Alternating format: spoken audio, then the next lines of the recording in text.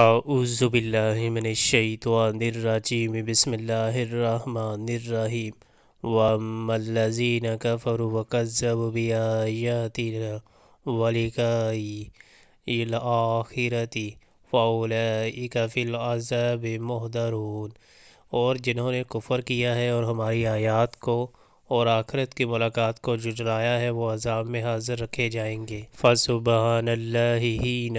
تُمْسُونَ وَحِینَ تُصْبِحُونَ، پس تسبیح کرو اللہ کی جب کہ تم شام کرتے ہو اور جب صبح کرتے ہو۔ وَلَهُ الْحَمْدُ فِی السَّمَاوَاتِ وَالْأَرْضِ وَعَشِیًّا وَحِینَ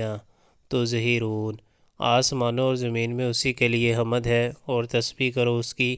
تیسرے پہر اور جب کہ تم پر ظہر کا وقت آتا ہے۔ یُخْرِجُ الْحَیَّ مِنَ الْمَیِّتِ وَیُخْرِجُ الْمَیِّتَ مِنَ الْحَیِّ وَیُحْیِی الْأَرْضَ بعد موتها وَکَذَلِکَ تُخْرَجُونَ، وہ زندہ میں سے مردے کو نکالتا ہے اور مردے میں سے زندہ کو نکالتا ہے، اور زمین کو اس کی موت کے بعد زندگی بخشتا ہے، اسی طرح تم لوگ بھی حالت موت سے نکال لیے جاؤ گے۔ وَمِنْ آیَاتِهِ أَنْ خَلَقَکُم مِّن تُرَابٍ ثُمَّ إِذَا أَنْتُم بَشَرٌ تَنتَشِرُونَ، اس کی نشانیوں میں سے یہ ہے کہ اس نے تم کو مٹی سے پیدا کیا، پھر یکا یک تم بشر ہو کے زمین میں پھیلتے چلے جا رہے ہو۔